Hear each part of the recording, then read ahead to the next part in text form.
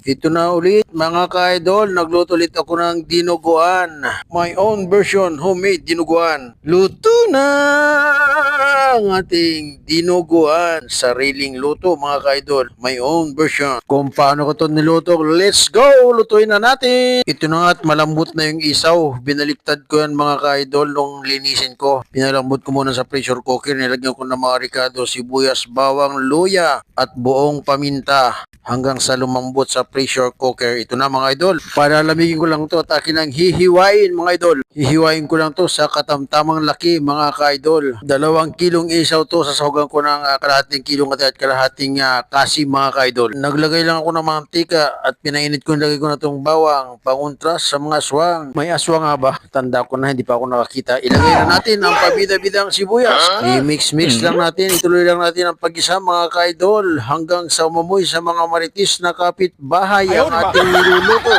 Akala nila laging masarap ang ating ulam. Dahil umaamoy na nga sa kapitbahay, ilagay na natin itong ating hiniwa-hiwang atay at saka itong kasim ng baboy. Sige idol, i-tornado mo. I-mix-mix lang natin ito mga ka-idol. Isasangkot sa lang natin. At maglalagay na rin ako ng pamintang powder. Medyo maraming paminta mga ka-idol para lasang-lasa. At syempre maglalagay din tayo ng Jose Laurel, 3 piraso. Bay leaf mga ka-idol. Sige idol, imikos-mikos mo. Dahil na nga nasangkot sana natin ang atay at ang kasim, ilagay na natin itong ating pinalambot na isaw ng baboy mga ka-idol. Linis na linis yan mga ka-idol. Tapos pinakulang ko hanggang sa lumambot. I-mix-mix lang natin mga ka-idol. Mikos-mikos lang. Itornido mo idol hanggang sa mag-combine yung ating mga pampalasa. Tatakipan ko lang to mga ka-idol hanggang sa lumambot yung ating pork kasim.